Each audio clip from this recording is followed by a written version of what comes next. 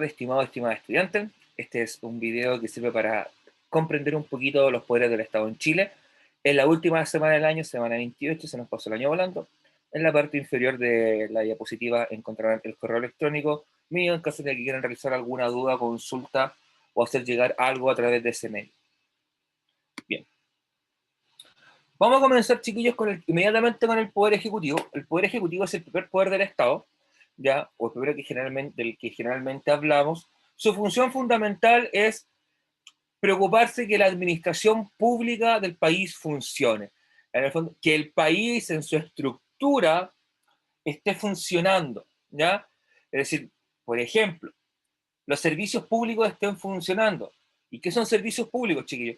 Servicios de impuestos internos, todos los servicios de salud, hospitales públicos, consultorios, ¿ya? CESFAM, SAPU, todas las diversas áreas del servicio de salud que tiene el Estado chileno funcionen. Es decir, que tú vayas al hospital o al consultorio o al CESFAM y te atiendan, ¿ya? Lo mismo ocurre con los servicios educativos, ¿ya? Piensa, por ejemplo, en los jardines infantiles, en las escuelas que son, no son estatales, sino que son municipales, pero de todas formas dependen del Ministerio del Interior, perdón, del Ministerio de Educación, ¿ya? Y de toda su estructura, ya sea subsecretaría, la Dirección General de Educación, de currículum, todo eso depende también del funcionamiento del sistema educativo del país. ¿Ya? El registro civil es otro ejemplo bastante común de un servicio público, donde tú vas y registras el nacimiento de un hijo, si te vas a casar, donde puedes obtener la información acerca de tu nombre, tu RUT, si tienes algún antecedente de causa penal, incluso los registros de vehículos motorizados están ahí, entre otra serie de servicios, chiquillos. No son todos, hay nombré algunos que sirven como ejemplo. Y además de eso, vamos a tener la administración central, que tiene que ver ya con cargos como ministerios, subsecretarías, intendencias, gobernaciones, direcciones regionales y provinciales de servicios, ¿ya? Hay que entender que el Poder Ejecutivo es el jefe del Estado, ¿ya? Es decir, es quien se va a preocupar de que el país funcione también en el ámbito, podríamos decir, institucional, ¿ya? La figura clara acá es el presidente de la República. Este presidente, recuerden que tiene características particulares, tiene requisitos para poder optar al cargo, algunas atribuciones, ¿ya? Designa ministros, subsecretarios, también designa lo que se llaman directores de servicios, ¿ya? Que son las comúnmente conocidas seremías, Secretaría Regional Ministerial o las direcciones provinciales correspondientes, además de intendentes y gobernadores, hasta el día de hoy. Bien, sobre el presidente, chiquillos, que es la principal autoridad del Ejecutivo, es jefe de Estado, también es jefe de gobierno, o sea, él tiene esas dos funciones. Otras funciones que son fundamentales es que es el encargado de procurar el orden público, o sea, que se mantenga el orden público. ¿Y eso cómo lo hace? En el fondo esa autoridad la delega al Ministerio del Interior, quien tiene a su cargo las policías, por ejemplo. Carabineros, la Policía de Investigaciones, y dentro del sistema carcelario está Gendarmería, ¿ya? Además se preocupa también de la seguridad externa del país, y eso lo hace a través del Ministerio de Defensa, quien tiene a su mando las Fuerzas Armadas y de Orden, perdón, Fuerzas Armadas solamente, Ejército, Fuerza Aérea y Armada, ¿ya? Y se dan cuenta, el Ejecutivo tiene el control de todo el monopolio de la fuerza. Toda la fuerza legítima, entre comillas, que se puede usar, la va a manejar el Estado. Él va a decir cuándo es necesario apretar o cuándo no es necesario apretar. ¿Ya? ¿Qué requisitos tienes que cumplir para ser presidente? Ser chileno, que puede ser chileno por nacionalidad también, ojo, puedes obtener tu nacionalidad chilena cumpliendo los requisitos. Ser mayor de 35 años de edad, ¿ya? Y no tener una condena con pena aflictiva. ¿Qué significa eso? No haber tenido que pagar una condena con cárcel. La pena efectiva va de los 3 años y un día de cárcel efectiva. ¿Ya? La duración en el cargo es de 4 años sin reelección inmediata. ¿Ya? Eso es súper importante porque ustedes me pueden decir, ¿y cómo Bachelet y Piñera han gobernado 2 veces? Porque no fueron reelecciones inmediatas. O sea, estuvo del 2006 al 2010 Michelle Bachelet, luego vino Sebastián Piñera en 2010 al 2014, y después del 2014 al 2018 vuelve a aparecer Bachelet, y de 2018 a 2022 vuelve a estar Piñera. Si se dan cuenta, no fueron consecutivas, ¿ya? Eso es lo importante, ¿ya? Y tiene una serie de atribuciones que son exclusivas del presidente, chiquillos, hay muchas, ¿ya? Por temas en honor al tiempo, no las vamos a poder ver, pero van desde decreto con fuerza de ley, de remover a ministros o secretarios, intendente, gobernador, remover comandante en jefe de las Fuerzas Armadas, puede dictar estado de excepción constitucional como estado de guerra, en caso de que haya un conflicto con otro país, como ser interna, como lo que ocurrió en el estallido social, estado de catástrofe cuando ocurrió el terremoto, cuando no ocurrió terremotos o grandes incendios, ¿ya? O aluviones temporales, como le quieran llamar, entre otros. Tiene muchísimas, de hecho el presidente debe tener fácilmente más de 15 atribuciones exclusivas, que si la quieren conocer pueden revisar la Constitución Política, y ahí aparecen enumerados. Bien, sobre los ministros y subsecretarios. Ellos son los colaboradores más directos colaboradores más directos con el presidente. ¿Ya? Son cargos llamados de exclusiva confianza. ¿Qué significa eso? Que no son electos popularmente, sino que según si el presidente confía en mí para cumplir esa labor, él me va a designar. ¿Ya? Porque los ministros y los subsecretarios son colaboradores del presidente que le van a representarlo en determinadas áreas del quehacer político, institucional, nacional e internacional. Por ejemplo, el ministro de Educación va a ser el representante del presidente en el ámbito educativo, el ministro de Justicia en referente a los cambios en las leyes jurídicas y también va a ser de contacto con el Poder Judicial. El ministro de Interior es el encargado de la administración interna del país y de las policías. Y así cada uno de los ministerios que existen, que deben ser entre 24 y 26 ministerios que existen en Chile en la actualidad. Para ser ministro, ¿qué es necesario? Hay muchos menos requisitos que ser presidente. Ser chileno, y ojo, solamente 21 años de edad te exigen. O sea, ser una mayoría de edad a nivel norteamericano, 21 años, ¿ya? Y los requisitos generales, por ejemplo, es tener cuarto medio aprobado y tener las aptitudes y cualidades para ejercer el cargo. O sea, no voy a poner probablemente un tipo que haya tenido delitos por corrupción, por robo con intimidación. O sea, se entiende que es gente que es ad hoc al cargo, tiene una hoja intachable de vida, conoce un poco del ámbito que le va a tocar trabajar, por lo cual se entiende que desempeña esa labor. En la teoría, chiquillos, en la teoría. Bien, ¿y cuál es la función? Dijimos, representar al presidente y además firmar documentos, decretos, instructivos, entre otras cosas. O sea, toda documentación que tenga que ver con su área de competencia va a llevar la firma del ministro. Por ejemplo, un decreto sobre, no sé, sobre cambio en el uso de las carreteras, no va a ir firmado por el ministro de Educación, va a ir firmado probablemente por el ministro de Transporte o el ministro de Obras Públicas. Lo mismo, si va a surgir un instructivo sobre promoción de estudiantes en contextos especiales, no va a ir firmado por el ministro de Energía, sino que va a ir firmado por el ministro de Educación. O sea, a eso me refiero que firma documentos instructivos, decretos referidos a su ministerio. ¿Ya? Eso en cuanto al Ejecutivo en resumidas cuentas. Vamos a pasar ahora al segundo poder del Estado, que es el poder legislativo. El poder legislativo en Chile, chiquillos, funciona de forma bicameral. ¿Qué significa? Que hay dos cámaras o salas de discusión.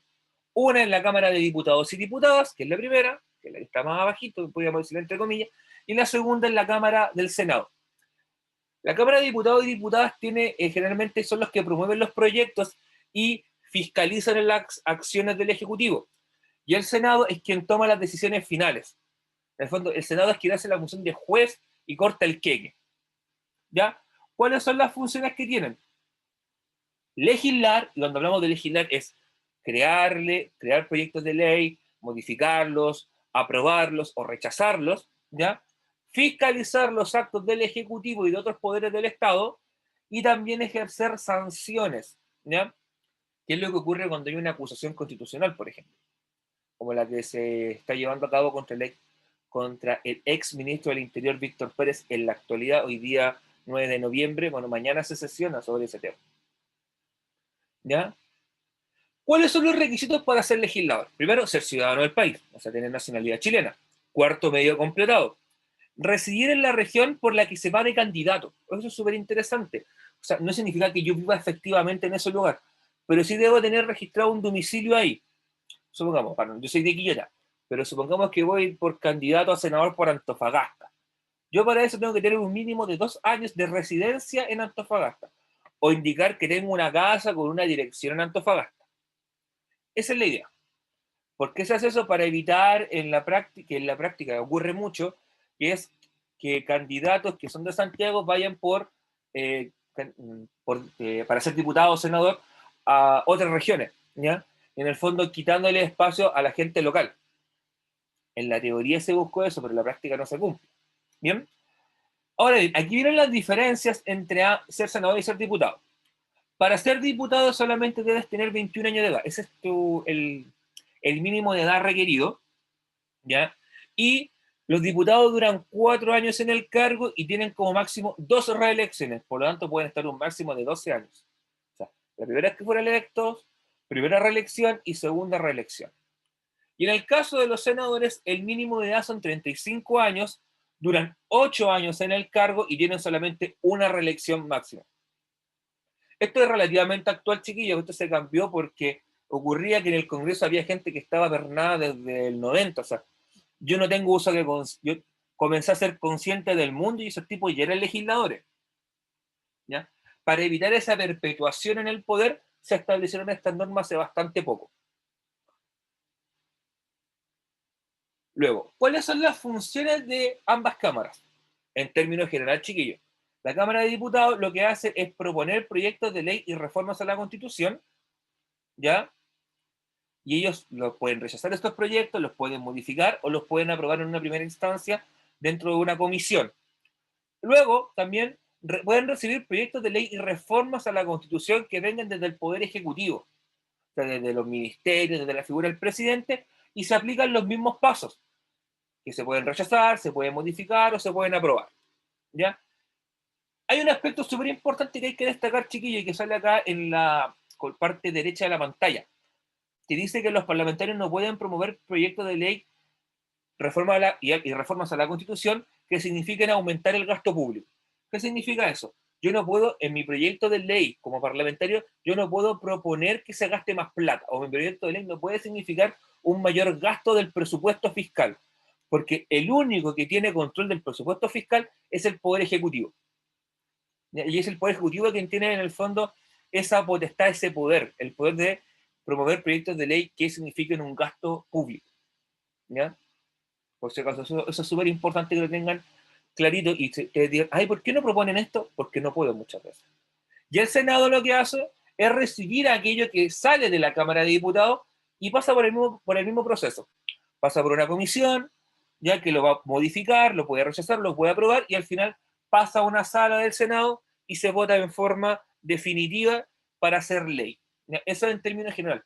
¿Hay instancias diferentes? Sí, comisiones mixtas, tienen también capacidad de pedir reserva de constitucionalidad, de derecho a ver, muchas otras facultades que tienen. De hecho, por si acaso, los parlamentarios tienen lo que se llama el fuero parlamentario, por lo cual son intocables frente al Poder Judicial. O sea, yo no podría directamente denunciar o demandar o querellarme contra un parlamentario. Lo que tengo que hacer primero es, lo primero que tiene que ocurrir es que la justicia, perdón, claro, que la justicia lo desafuere, le quite su fuero y recién va a un juicio. Hay todo un enredo ahí más o menos importante. Ahora, atribuciones exclusivas de la Cámara de Diputados.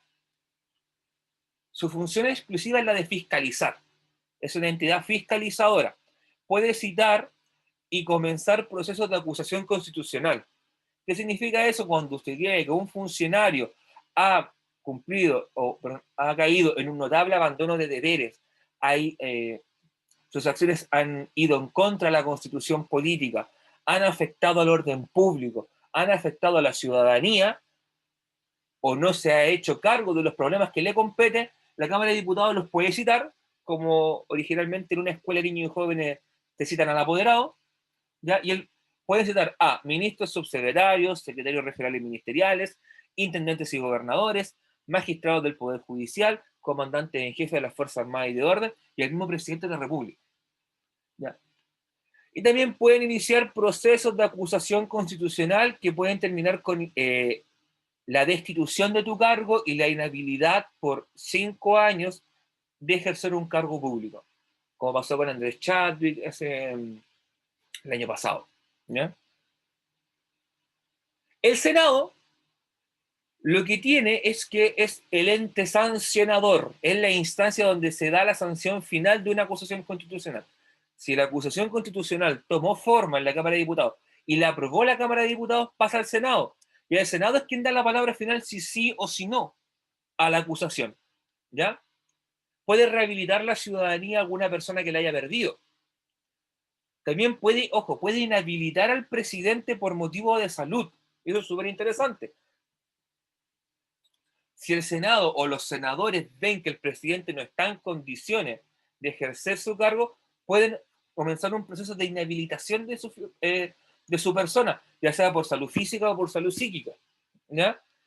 Y también pueden dar consentimiento no al presidente en una serie de materias, como si puede pedir un permiso de más tiempo para viajar al extranjero, en un estado de declaración de guerra tiene que pasar por la aprobación formal del Senado, se votan los tratados internacionales, la palabra final la va a tener el Senado, o sea, hay una serie de materias que pasan por el Senado también, ¿no?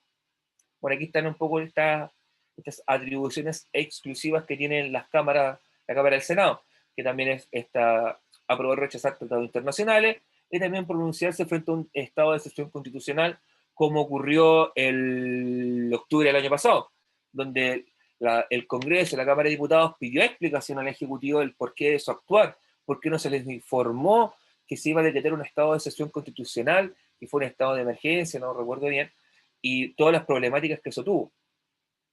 ¿Ya? Por último, el tercer poder del Estado es el Poder Judicial, ya que su función es dar a conocer las causas civiles y criminales y también dictar la ejecución de sentencias. Es decir, esta persona es culpable y tiene que pagar una multa, esta persona es culpable y tiene que ir a la cárcel, o esta persona es inocente. ¿Ya? ¿Quiénes componen este Poder Judicial? Los jueces, que también reciben el nombre de ministros o magistrados, ¿ya? La Fiscalía, o también llamada Ministerio Público, que es la entidad persecutora de las causas civiles y penales en este país, es quien va a llevar a cabo la investigación, ¿ya? La Defensoría, que va a ser una instancia para otorgarle al acusado una legítima defensa en caso de que él no pueda pagarse un juez, ¿ya? Y todos los funcionarios administrativos que están dentro del organigrama, sobre todo están los secretarios, la gente que lleva los archivos, todos esos funcionarios del Poder Judicial que existen. Bien, sobre la estructura de este Poder Judicial hay que entenderlo desde la base del triángulo hacia la parte superior, o sea, de abajo hacia arriba. Cuando yo establezco una denuncia, una querella de cualquier tipo, voy a recurrir en una primera instancia a los juzgados y a los tribunales competentes. Hay tribunales civiles, de trabajo, de familia, laborales y de cobranza, de garantía y tribunales orales en lo penal. Cada uno de ellos aboca a una parte específica de las leyes o del derecho, ¿ya? Si yo, por ejemplo, estoy reclamándole a mi empleador el no pago de cotizaciones o el no pago de sueldo, no voy a ir a un tribunal oral en lo penal que se preocupa de ver causas penales, sino que voy a ir a un tribunal laboral o de cobranza, ¿ya? Luego, tenemos en un segundo momento, surge una sentencia. Si yo no quedo conforme, puedo ir a la Corte de Apelaciones. A Corte de Apelaciones existen una por región. En la región de Valparaíso, perdón, la Corte de Apelaciones está en la ciudad de Valparaíso. ¿Ya? Ellos van a revisar el fallo de primera instancia, la sentencia de primera instancia, y van a decir, hay que reabrir el juicio, no hay que reabrirlo, van a modificar la sentencia o la van a mantener. Eso depende de ellos. Y si yo no quedo tampoco conforme con esa sentencia, tengo una última instancia, que es la Corte Suprema. Es el tribunal máximo del país, su sentencia es inapelable, o sea, yo no puedo ya recurrir a otro tribunal. Lo que dice la Corte Suprema se cumple. ¿Ya? Y está conformada por 21 ministros, 21 jueces la Corte Suprema. ¿Ya? Ven los casos ya más complejos que llegan a una instancia final. ¿Cuáles son las características generales que tiene este Poder Judicial en Chile? Es imparcial y es independiente. La imparcialidad es que no pueden existir conflictos de interés, o sea, yo no puedo ser amigo de la persona que estoy juzgando. Si eso llegara a pasar, yo tendría que inhabilitarme porque no tengo, porque hay conflictos de interés, ¿ya? O bien diciendo simplemente no puedo juzgar con claridad porque esta persona la conozco, tengo muy buena onda con ella, y van a colocar a otro juez. La independencia. El Poder Judicial no va a estar influenciado nunca en sus decisiones por ninguna autoridad política o de ningún tipo, ¿ya? ni por intereses económicos, intereses políticos, intereses religiosos, no puede estar influenciado. Por eso la justicia es ciega, chiquillos. Por eso esta escultura que está muy común en los tribunales de justicia, la justicia que se representa como una mujer está con los ojos vendados porque la justicia es ciega, la justicia no se va a dejar llevar por las impresiones, tiene una balanza que le permite medir el peso de las pruebas y ver para qué lado se inclina, y tiene la espada para poder ejecutar la sentencia, ¿ya? Además de eso, como característica general, tiene la legalidad interna y externa. Interna significa que ningún miembro del Poder Judicial puede influir a otro miembro del Poder Judicial, y la externa es que ninguna autoridad política de este país puede influenciarlo. La inamovilidad significa que los jueces no pueden ser destituidos así como así. Tienen que pasar por un proceso de acusación constitucional para ser destituidos antes del tiempo, o ellos mismos renunciar, ¿ya? También tenemos la inexcusabilidad y la responsabilidad. Un juez siempre tiene que dar sentencia. No puede decir, no, no da este caso para una sentencia. O absuelve, ¿ya? O declara culpable. Pero nunca la justicia puede dejar un caso en el aire. Siempre de una forma u otra hay que darle una respuesta a una sentencia o una resolución final. Y la responsabilidad, los jueces son responsables de esos actos. Si yo me pegué como juez, me pegué un ranazo, tengo que asumir las consecuencias, ¿ya? Y por último, tenemos lo que es la reforma procesal penal en Chile, que esto viene a comienzos del 2000, cuando dejamos el sistema antiguo y pasamos a un sistema donde donde el acusado es inocente hasta que se demuestre lo contrario. El sistema antiguo decía que el acusado era culpable hasta que se demostrara lo contrario. Eso llevó a que por mucho tiempo mucha gente estuviera injustamente detenida por la mítica figura de la detención por sospecha. Esto cambió evidentemente porque se consideró una herencia de la dictadura, donde mucha gente fue detenida sin prueba y nunca apareció, o estuvo años pagando en cárcel por algo que no hizo. Claro, ahora caemos en el otro extremo, que hay que tener muchas pruebas contundentes para que una persona pague con cárcel. Y eso lleva también al descontento social. Bien. En cuanto a la estructura institucional del Poder Judicial, aparecen dos figuras nuevas. La Fiscalía o Ministerio Público, que es el encargado de llevar las investigaciones judiciales.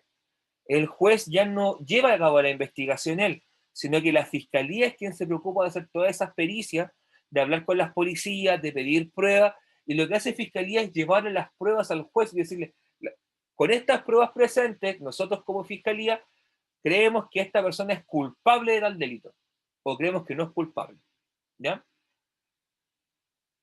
Y la Defensoría, como ya dijimos en un comienzo del Poder Judicial, surge como una instancia para entregarle defensa al acusado, porque muchas veces hay delitos de condenación pública muy importantes donde nadie quiere hacerse cargo de defender al acusado.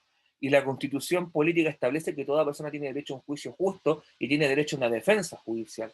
Por eso se crea la Defensoría, que le entrega un abogado que se va a hacer cargo de su causa, ¿ya? Y en cuanto a las características de los juicios, se establece esta idea del juicio previo, donde las partes hay un careo, donde ellos se exponen todos los antecedentes, se le indica a la persona por qué está siendo acusado, se establecen medidas cautelares, ¿ya?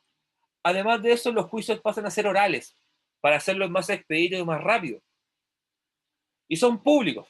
Yo puedo ver un juicio por la página del Poder Judicial, me meto, y puedo ver el juicio que están transmitiendo en el momento. Hay juicios de connotación pública, como por ejemplo como el caso del profe Nivaldo, el caso de Ámbar, si eres más farandulero el caso de Nano Calderón. Entonces se transmitieron por televisión pública, o sea, perdón, no por televisión pública, se transmitieron por internet, tú los podías ver y seguir el proceso judicial, ¿ya? Eso antes generalmente era muy privado, era muy cerrado, era muy hermético. Eso se hizo más que nada por un tema de transparencia. ¿Ya? El juez también en este modelo, en este sistema, tiende a tomar las decisiones lo más pronto posible. ¿Ya? No son juicios, no van a ser juicios que se van a demorar años y años y años, sino que están las evidencias, se cierra el proceso, el juez en el poco tiempo tiene que dictar una sentencia.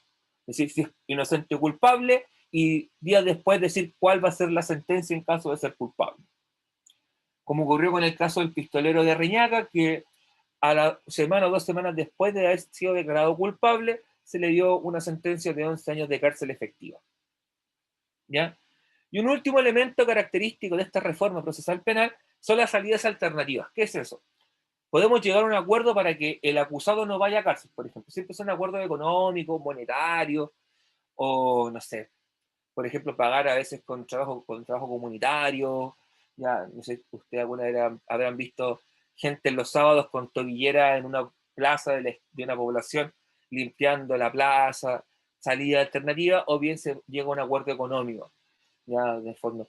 Que tú retiras la denuncia y no vayamos a judicializar esto y yo te pago X cantidad de plata. Y se llega a un acuerdo externo. Es una forma de solucionar conflictos.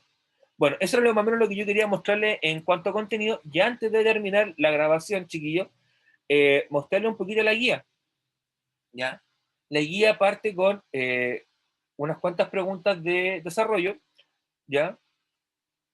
Leanlas tranquilamente, después le responden, apuntan, generalmente en este caso van a apuntar a lo que es el Poder Ejecutivo y al Poder Legislativo.